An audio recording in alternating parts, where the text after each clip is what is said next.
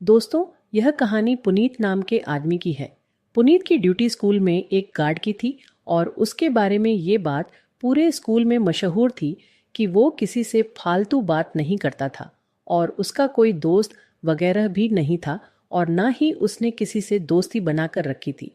वो जहाँ काम करता था वो एक प्राइवेट स्कूल था जहाँ फीस ना ज़्यादा थी ना कम थी। पुनीत से प्रिंसिपल बहुत खुश रहती थी क्योंकि वो अपना काम बहुत मेहनत और ईमानदारी से करता था। उसने कभी किसी को शिकायत का मौका नहीं दिया था। वो कुछ समय पहले ही इस नौकरी पर लगा था और स्कूल के पास ही एक कमरा किराए पर लेकर रहता था। वो अपने हुलिये से काफ़ी गरीब लगता था। उसके प्लास्टिक के जूते और 2 जोड़े कपड़े जिन्हें वो बदल बदल कर पहनता रहता था, जिससे उसकी गरीबी साफ दिखती थी और वो कपड़े प्रेस भी नहीं होते थे।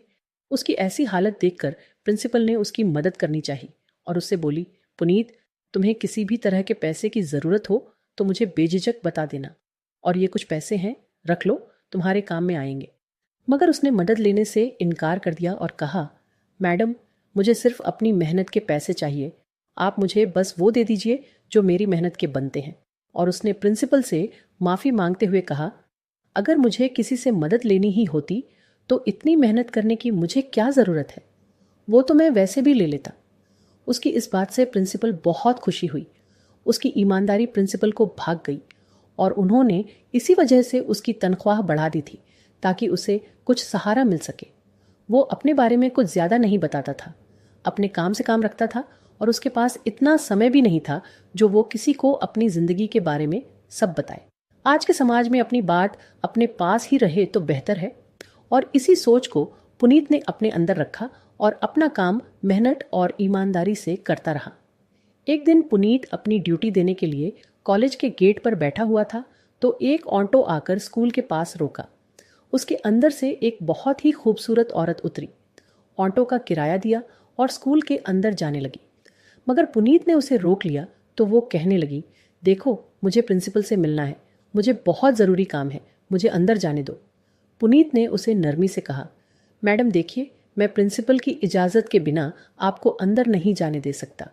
वो मुस्कुराकर बोली, वैसे तुम अपनी ड्यूटी ईमानदारी से दे रहे हो, इस बात से मैं बहुत खुश हुई हूँ।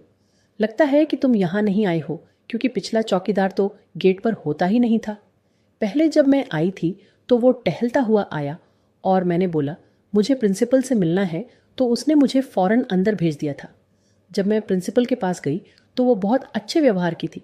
मैंने उन्हें उस चौकीदार के बारे में बताया कि आपको उस चौकीदार को गेट पर रखने का क्या फ़ायदा है जब वो किसी को बिना जांच पड़ताल करें, बिना जाने अंदर जाने की इजाज़त दे देता है। प्रिंसिपल ने कहा कि आप ठीक कह रही हैं, इसकी काफ़ी शिकायत आ रही है। मुझे लगता है इसलिए उन्होंने तुम्हें रखा है और उसे निकाल दिया। पुनीत मुस्कुराकर बोला, वैसे फिर तो आपसे डरना चाहिए। वो लड़की उलझन में पूछने लगी, क्यों? तो पुनीत बोला कि आपकी प्रिंसिपल सुनती है और आप कहीं मुँह गरीब को भी नौकरी से ना निकलवा देना। वो मुस्कुराकर बोली, फिक्र नहीं करो, तुम अपना काम बहुत अच्छे से कर रहे हो, इसलिए तुम बच गए। फिर पुनीत उसे रोक के अंदर प्रिंसिपल से उसे अंदर आने की इजाज़त लेने गया तो उन्होंने बताया कि हाँ, मैंने आज मिस नंदिनी को बुलाया था, उनका नाम पूछकर उन्हें अंदर भेज दो। वो दिल में सोचने लगा, इनकी तरह इनका नाम भी खूबसूरत है। वो वापस गेट पर गया और मुस्कुराकर पूछने लगा, आप मुझे अपना नाम बता दें। आपका नाम वही हुआ जो प्रिंसिपल मैडम ने बताया है, तो मैं आपको अंदर आने दूंगा। उसने नरमी से मुस्कुराकर कहा, मेरा नाम नंदिनी है। पुनीत ने कहा, अच्छा जी, चली जाइए, आप आपका नाम ही बताया है उन्होंने। वो फिर प्रिंसिपल के ऑफिस में चली गई। उन्होंने नंदिनी को अपने स्कूल में टीचर की जॉब देने के लिए बुलाया था, इसलिए वो आज उनसे मिलने आई थी। नंदिनी ने ऑफिस में जाते ही प्रिंसिपल के सामने पुनीत की बहुत तारीफ की तो उन्होंने भी उसकी हाँ में हाँ मिलाते हुए कहा कि हाँ, सच में एक पुनीत ईमानदार और मेहनती इंसान है, क्योंकि एक बार छुट्टी के समय मेरा पर्स स्कूल में रह गया था तो उसने मुझे उसी समय फ़ोन करके बता दिया और मेरे पर्स में काफ़ी रकम थी। उस दिन मैंने वो रकम किसी बड़ी चीज़ खरीदने के लिए निकलवा कर लाई थी। उसने मुझे वो पर्स वैसे ही लाकर दे दिया। कोई और होता तो पर्स के बारे में मुझे बताता तक नहीं। नंदिनी भी पुनीत की इस बात से बहुत इम्प्रेसिस हुई। इन्हीं बातों बातों में प्रिंसिपल और नंदिनी खूब घुल मिल गई थी। उन्होंने नंदिनी के डॉक्यूमेंट्स देखे जो जॉब पर रखने के लिए बिल्कुल ठीक थे, इसलिए उन्होंने उसे टीचर की नौकरी पर रख लिया। नंदिनी ने अगले दिन से ही स्कूल ज्वाइन कर लिया और अपना काम अच्छे से करने लगी। इसी बीच प्रिंसिपल और नंदिनी की बॉन्डिंग बहुत अच्छी हो गई थी, जिसकी वजह से बाकी स्टाफ के टीचर्स उसे जलने लगी थी। कुछ ही दिनों में नंदिनी ने प्रिंसिपल का दिल जीत लिया था, क्योंकि वो अपना काम बहुत मेहनत और अच्छे से करती थी। और वो एक दिन घर से प्रिंसिपल के लिए अपने हाथों से बनाकर खेल लाई थी, जो उन्हें बहुत पसंद आई थी। वो खीर खाने के बाद अब वो उसे अपनी इच्छा से खीर बनवाने लगी थी, और कभी उन्हें ज़रूरत होती या उनके घर में कोई मेहमान आ जाते तो नंदिनी उनके घर जाकर भी उनकी मदद कर दिया करती थी, जिसकी वजह से वो उससे बहुत खुश रहती थी। नंदिनी को पुनीत की ज़िंदगी पर भी बहुत तरस आता था, जो अपनी ज़िंदगी बहुत मेहनत और मुश्किल से काट रहा था। उसकी आदत उसे जो खाने के लिए मिलता था वो खा लेता था। बैठने के लिए जो जगह मिलती थी वहीं पर बैठ जाता था। उसके पास एक सस्ता सा नोकिया मोबाइल था, जिसमें आवाज़ भी कट कट कर आती थी। उसके मोबाइल की हालत देखकर प्रिंसिपल ने उसे पुराना एक टेंच का मोबाइल देने के लिए सोचा और अपने घर में एक फालतू रखा हुआ फ़ोन स्कूल में लाई। पुनीत को ऑफिस में बुलाकर उन्होंने उससे कहा, ये मोबाइल तुम रख लो, तुम अकेले बोर होते होगे, मैं इसमें बैलेंस भी डलवा दूंगी, तुम इससे अपना दिल बहला लेना। पर उसने लेने से साफ इनकार कर दिया, क्योंकि उसे इन चीज़ों में दिलचस्पी नहीं थी, ना ही उसे कोई शौक था। स्कूल में नौकरी करने वाले क्लार्क वगैरह पुनीत से जलने लगे। वो सोचते थे कि हम में से तो किसी में इतनी हिम्मत नहीं है जो प्रिंसिपल से फालतू बात भी कर सके।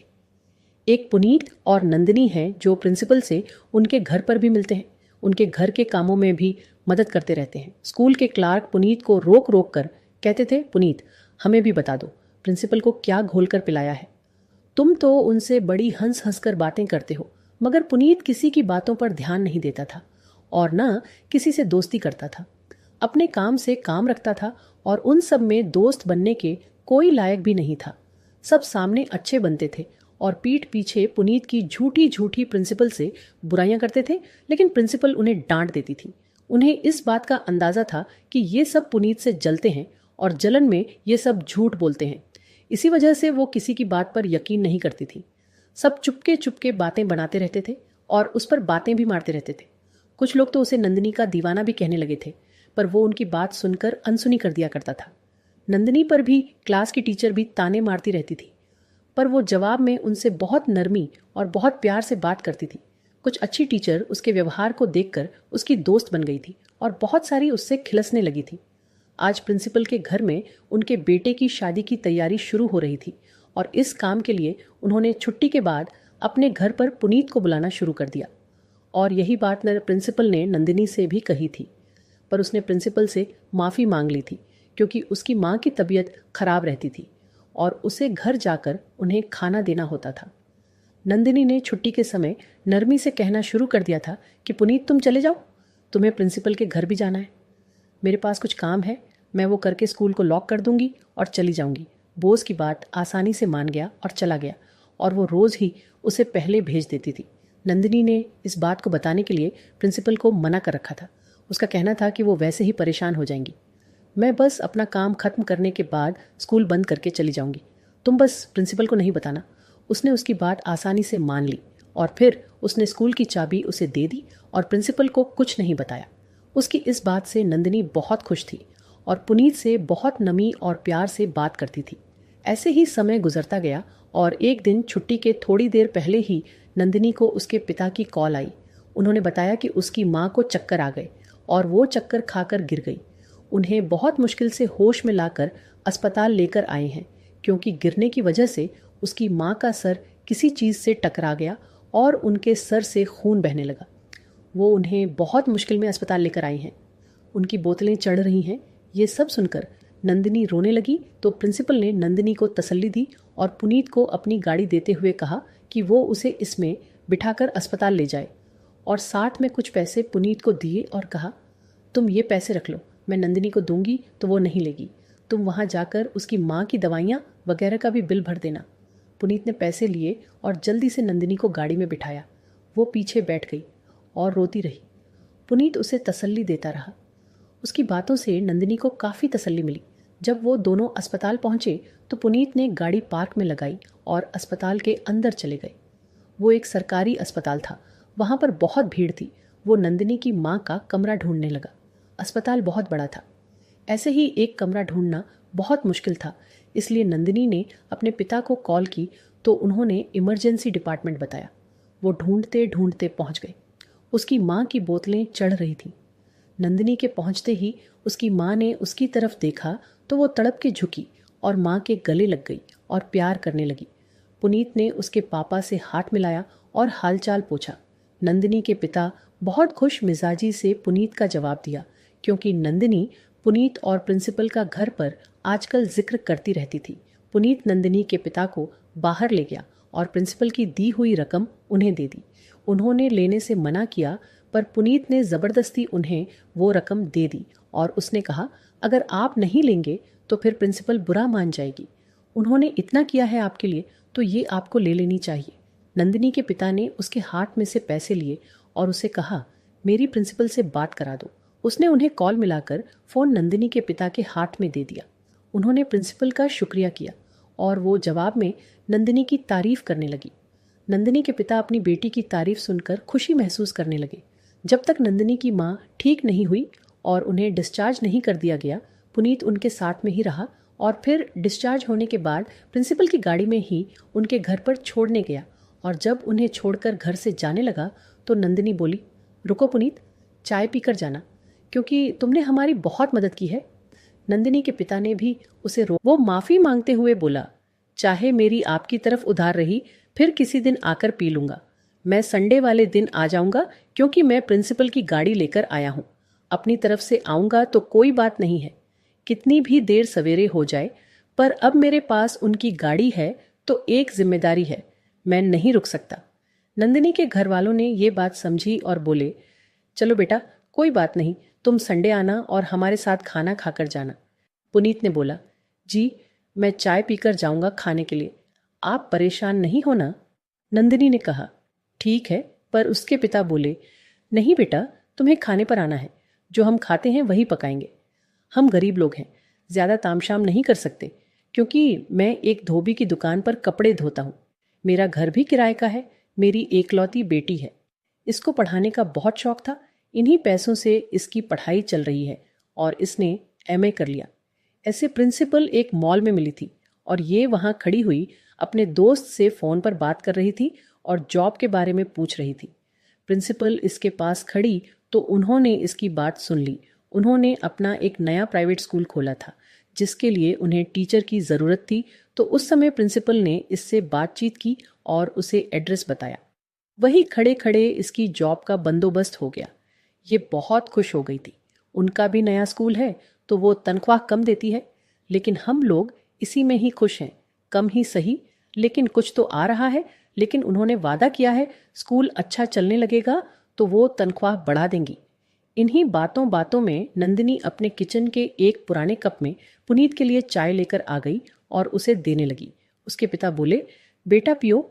वो चाय को देखकर मुस्कुराया और जल्दी से चाय का कप उठाकर चाय पीने लगा। इतने में प्रिंसिपल की कॉल आ गई और वो नंदिनी की माँ का हालचाल पूछने लगी, तो पुनीत ने फ़ोन नंदिनी को दे दिया। प्रिंसिपल ने नंदिनी से बात की बात करने के बाद जब उसने फ़ोन पुनीत को वापस दिया तो वो जल्दी से उठा खड़ा हुआ और जाने लगा। नंदिनी के पिता ने बोला, पुनीत बेटा, चाय तो पूरी पीते जाओ। लेकिन उसने कहा, नहीं अंकल, मैं फिर कभी आऊँगा। मैडम की कॉल भी आ गई है, मुझे जाना होगा। आप लोगों से मिलकर बहुत अच्छा लगा, मैं संडे ज़रूर आऊँगा। पुनीत ने उसकी माँ का हालचाल पूछा तो उन्होंने बस हाउ में जवाब दिया। ज़्यादा ठीक से बात नहीं की, जबकि नंदिनी के पिता ने उसे बहुत अच्छे से बात की थी।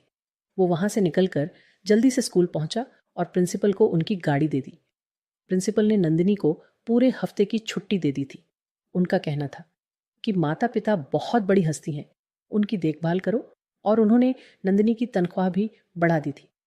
पुनीत का दिल नंदिनी के बिना नहीं लगता था। उसके न आने पर वो उदास उदास सा रहने लगा था। उसकी उदासी से प्रिंसिपल को भी अंदाज़ा हो गया था कि पुनीत नंदिनी को पसंद करने लगा है, बल्कि पूरे स्कूल के स्टाफ को पुनीत के मजनूपन का अंदाज़ा हो चुका था। वो उसकी दीवानों की तरह परवाह करता था, पर नंदिनी पुनीत की तरफ बिल्कुल भी ध्यान नहीं देती थी। उसे कभी कभी पुनीत की तरफ से शक लगने लगा था कि जैसे वो उसमें दिलचस्पी ले रहा है, मगर वो अपना वहम समझ के उस बात को नज़रअंदाज कर दिया करती थी। पुनीत के घर से जाने के बाद नंदिनी की माँ ने उसके पिता से लड़ना शुरू कर दिया कि उनका कहना था कि एक चौकीदार को इतना सरवर चढ़ाने की क्या ज़रूरत थी। चलो इस बात को भी छोड़ो, लेकिन उसे खाने पर बुलवाने की क्या ज़रूरत थी? वो एक चौकीदार है और तुम उसे ऐसी इज्जत दे रहे थे जैसे वो किसी सेठ का बेटा हो। उसके पिता गुस्से से कहने लगे, तुम तो उसके बारे में ऐसी ही बातें कर रही हो जैसे खुद किसी सेठ की पत्नी हो। अरे वो हमारे जैसा ही है और कितना अच्छा इंसान है। उसने हमारी कितनी मदद की। पूरी ईमानदारी से उसने प्रिंसिपल के पैसे मुझे दिए हैं। नंदिनी की माँ ने मुंह बनाते हुए कहा, उसने कौन सी अपनी जेब से मदद की है? अरे वो प्रिंसिपल का नौकर है, उन्होंने उसे रकम दी तो वो देने आ गया। इसमें कौन सी बड़ी बात है? और तुम उसकी दावत करने पर तुले हो।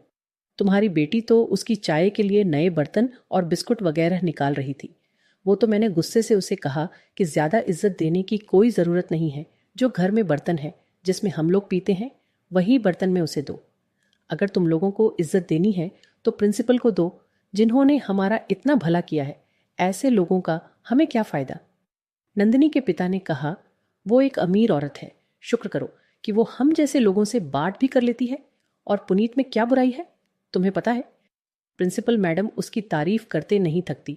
तुम तो बेवजह उसके पीछे ही पड़ गई हो। नंदिनी की माँ एक बहुत तेज तरार औरत थी। वो पुनीत की नंदिनी में दिलचस्पी देख चुकी थी। नंदिनी के रिश्ते आ रहे थे, मगर उनके जैसे ही लोगों के थे। मगर उसकी माँ को अमीर घराने का रिश्ता चाहिए था। ऐसे ही दिन बीतते गए। संडे का दिन करीब आ गया। नंदिनी के पिता ने अपनी पत्नी के गुस्से की बिना परवाह करे पुनीत को और प्रिंसिपल को दावत दे दी। प्रिंसिपल मैडम बहुत खुशी से आने के लिए मान गई और उन्होंने कहा कि मैं पुनीत के साथ आ जाऊंगी। उनके अंदर अमीर गरीब वाला घमंड नहीं था। वो गरीब हो या अमीर, सबको एक समान मानती थी। जब नंदिनी को पता चला कि पुनीत के साथ प्रिंसिपल भी साथ में आ रही हैं तो वो बहुत खुश हो गई। अगले दिन उनकी दावत थी तो उसकी माँ उसके साथ मिलकर उनके लिए अच्छा अच्छा खाना बनाने लगी। नंदिनी की माँ वैसे तो खाना बहुत अच्छा बनाती थी, लेकिन जब उसका मूड ना हो तो वो खाना बनाने के लिए साफ मना कर देती थी।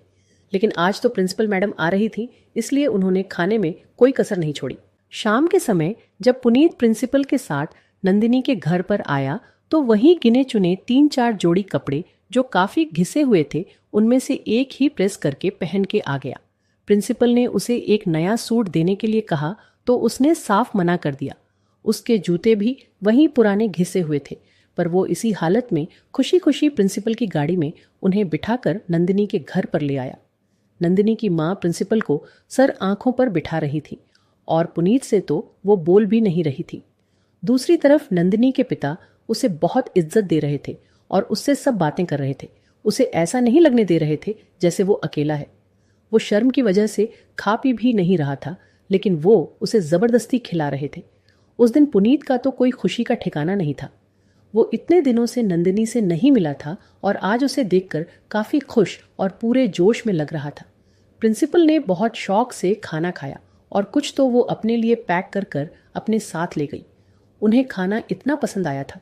जब वो आई थी तो वो सबके लिए आंधी बेकरी उठा ले आई थी। नंदिनी की माँ उन सब चीज़ों को देखकर बहुत खुश थी, क्योंकि उनको प्रिंसिपल मैडम ने बहुत नकद पैसे भी मुट्ठी में पकड़ा दिए थे। उन दोनों के जाने के बाद नंदिनी की माँ पुनीत की बुराई कर रही थी कि खाना मैंने प्रिंसिपल के लिए बनाया था, ना कि उस पुनीत के लिए। भला ऐसे लोगों की कौन दावत करता है? नंदिनी के पिता बोले, तुम तो जहाँ पैसे देखती हो उसे सर पर बिठा लेती हो। तुम इंसानों की पहचान सीखो। वो तो शुक्र है कि प्रिंसिपल बहुत अच्छी है और इज्जतदार औरत है, वरना सारे अमीर एक जैसे नहीं होते।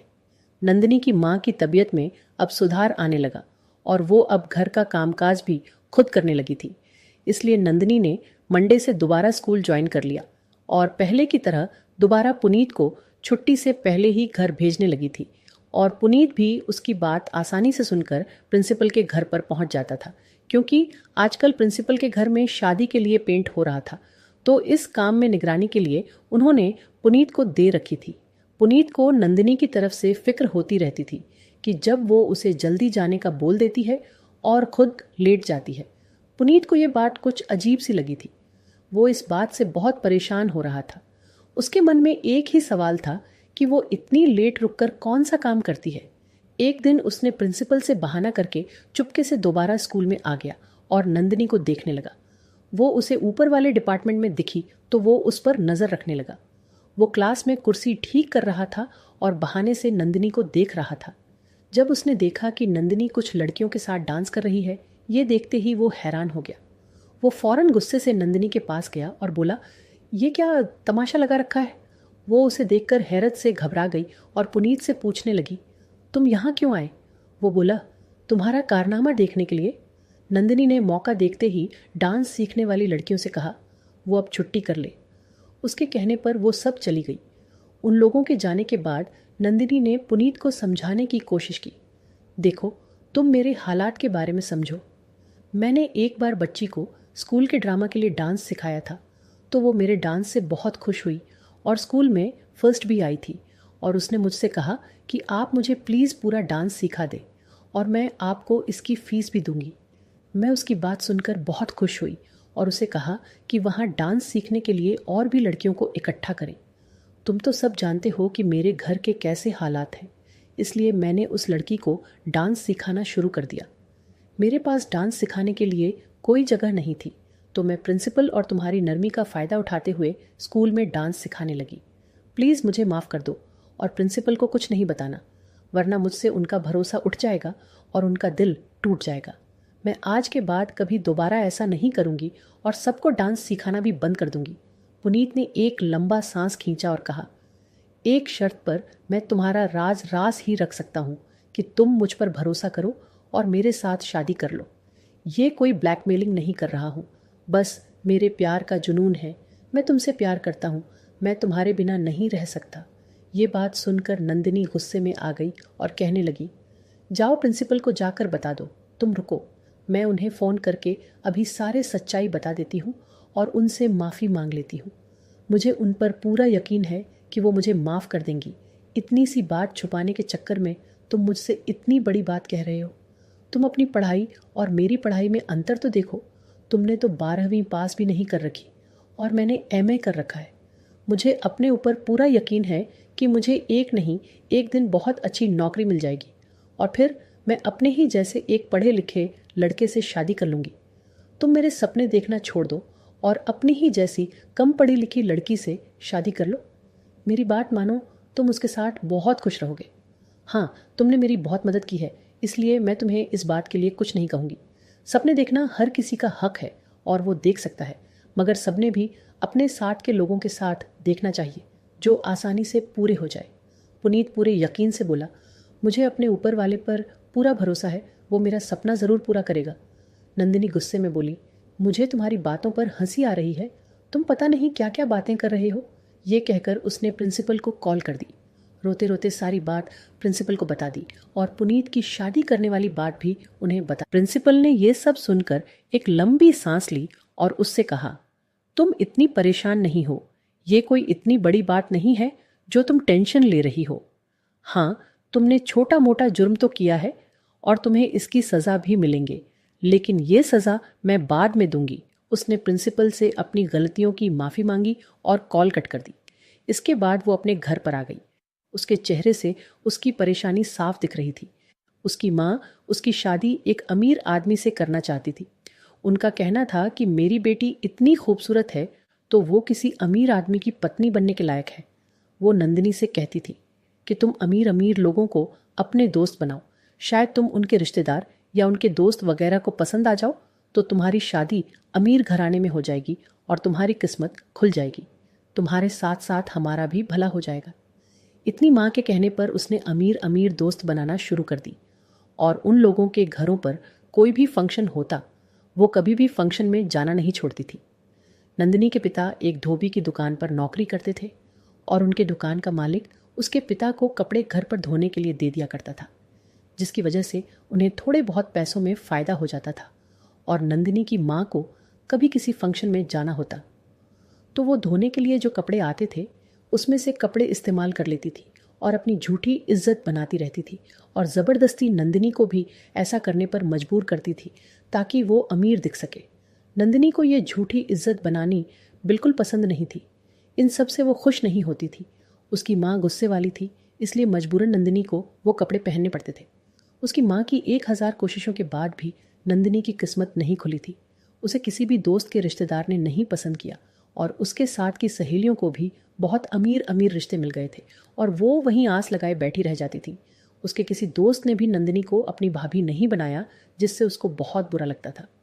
अपनी दोस्त के फंक्शन में से आकर नंदिनी ने माँ को साफ मना कर दिया। वो अब ऐसा कभी नहीं करेगी, तो उसकी माँ भी मजबूरन मान गई और नंदिनी के लिए रिश्ते वाली को लगा लिया और उससे कहा, कोई बहुत अमीर रिश्ता बताओ, मेरी बेटी बहुत खूबसूरत है। ऐसे ही दिन बीतते गए, पर रिश्ते वाली ने उनके रिश्ते के लिए कोई जवाब नहीं दिया। उनके घर का माहौल और गरीबी को देखकर उनके यहाँ कोई अमीर रिश्ता लाने के लिए तैयार नहीं था, तो उसकी माँ ने उसकी शादी के लिए कोई अमीर उम्रदार आदमी से भी रिश्ता करने के लिए भी तैयार हो गई थी, मगर उसे वो भी नहीं मिला। उधर पुनीत ने नंदिनी के पिता से अपनी और उसकी शादी के लिए बात कर ली। पुनीत को उसके पिता ने जवाब दिया कि घर पर मिलो फिर बात करते हैं, तो वो बात करने के लिए उसके घर पर चला गया। घर पर मिलने के बाद उन दोनों में कुछ ऐसी बात हुई, उसके पिता उसे रिश्ता देने के लिए फौरन राजी हो गए। उसके पिता की ये बात सुनकर उसकी माँ ने बहुत हंगामा किया, लेकिन उनका हंगामा मचाने का कोई फायदा नहीं हुआ, क्योंकि उसके पिता ने उसकी माँ की एक भी बात ना सुनी और मंदिर में बहुत शादीशुदा शादी करने के लिए तैयार हो गई। नंदिनी भी इस रिश्ते के लिए बिल्कुल तैयार थी। उसने भी अपनी माँ की तरफ इस रिश्ते पर हंगामा करा, पर उसके पिता ने उसे बुढ़ापे का वास्ता देते हुए नंदिनी से कहा कि बेटी, तेरी माँ तेरे अच्छे रिश्ते के लिए कितने समय से अमीर रिश्ता ढूंढने में लगी हुई थी, पर कोई भी अच्छा रिश्ता नहीं मिल सका। हाँ, मानता हूँ पुनीत गरीब ज़रूर है, पर उसने मुझसे वादा करा है कि वो अच्छी नौकरी करने की पूरी कोशिश करेगा और हमारे साथ ही हमारे घर में रहेगा और हमारे बुढ़ापे का सहारा बनेगा, कि जिससे उसका और हमारा दोनों को फ़ायदा है। मुझसे उसके ऊपर पूरा यकीन है। वो तुम्हें बहुत अच्छा रखेगा और किसी चीज़ की परेशानी नहीं होने देगा।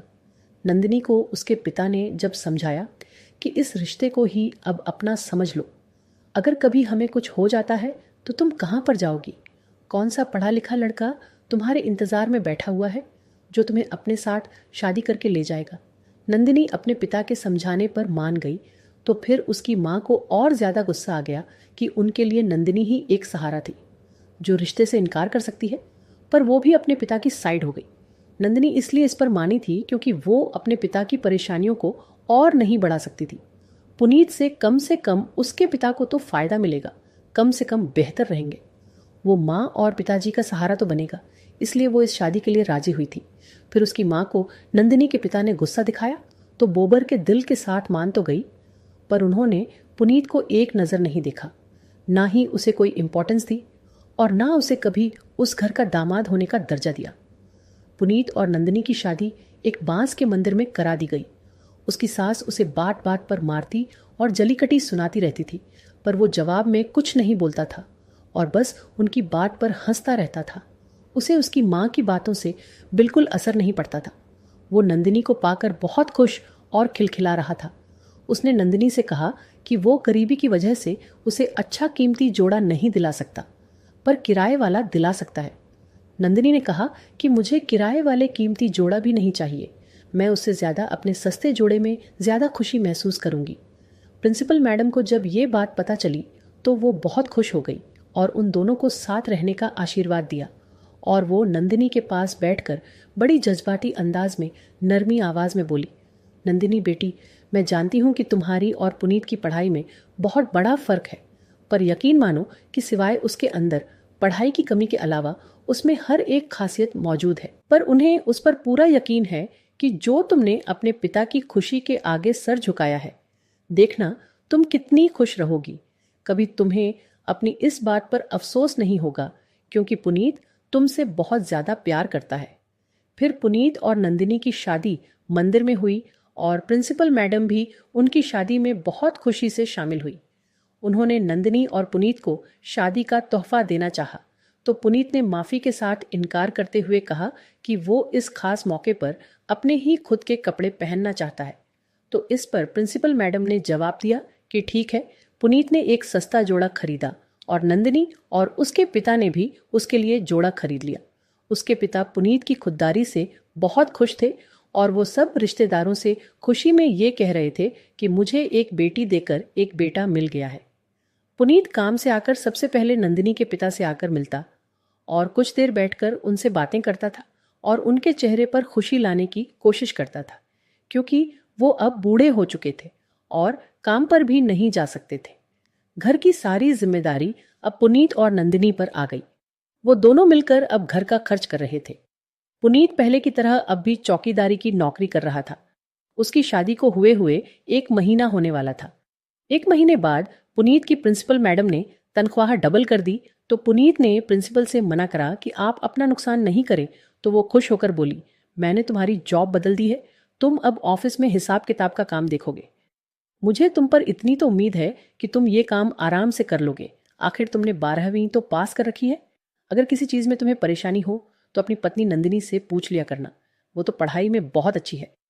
वो खुश होकर शुक्रिया करने लगा और घर जाकर सारी तनख्वाह अपने ससुर के हाथ पर रख दी और बोला कि अब आप ही मेरे पिता हैं, सगे ना सही आपने मुझे बेटा माना है।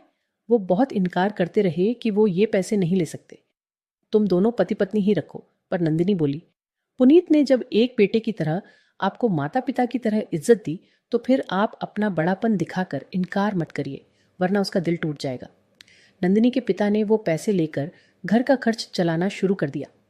नंदिनी की माँ हर समय पुनीत से मुंह बनाकर रहती थी। उनका कहना था कि हमारी इतनी प्यारी बेटी थी, पर इस अनपढ़ गवार पुनीत के हवाले करके उसे तबाह कर दिया है। अभी तक नंदिनी की माँ पुनीत को नफरत और बेइज्जती की नज़रों से देखती रहती थी। वो यही कहती थी कि मेरी बेटी को तूने अपने जाल में फंसा लिया, वरना मेरी बेटी तो महलों में रहने के काबिल थी। उसके पिता ने उसकी शादी करने में जल्दी कर दी, वरना ये कभी तुम्हारी पत्नी बनने के लिए तैयार नहीं थी। पुनीत उनकी बात सुनकर उनसे जवाब में कुछ नहीं कहता था और खामोश रहता था। इतना करने के बाद भी उसकी सास उससे खुश नहीं रहती थी। ऐसे ही दिन बीतता गया और पुनीत ने किस्तों पर बाइक खरीद ली थी और फिर दोनों एक साथ स्कूल जाने लगे। वो दोनों एक साथ बहुत खुश थे।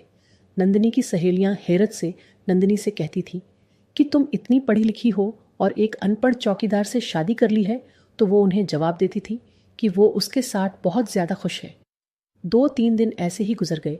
जब संडे का दिन था, पुनीत और नंदिनी हर संडे को घूमने जाते थे। अभी वो जाने की तैयारी ही कर रहे थे तो अचानक से पुनीत को फ़ोन आया कि उसकी माँ बहुत ज़्यादा बीमार है। वो ये सुनकर तड़प गया और परेशानी से बोला कि नंदिनी जल्दी चलो, मेरी माँ बहुत ज़्यादा बीमार है। उनके पीछे नंदिनी के पिता भी ऑटो रिक्शा में बैठकर चल पड़े। जब पुनीत ने बहुत बड़े घर के सामने ऑटो रिक्शा रुकई और उतर के नंदिनी को इशारा किया कि अंदर आए, उसके पिता भी पीछे आ गए। पुनीत जब अंदर गया तो दोनों पति पत्नी एक साथ बैठे चाय पी रहे थे। दोनों उठकर उसे एकदम मिले और नंदिनी को देखकर हैरान हो गए। पुनीत ने बताया कि ये उनकी बहू है। नंदिनी और उसके पिता हैरस पुनीत को ही देख रहे थे। पुनीत उनसे जाकर मिला और उन्हें नंदिनी और उसके रिश्ते के बारे में बताया। दोनों पति पत्नी ने एक दूसरे की तरफ देखा और आंखों से एक दूसरे को कुछ कहा।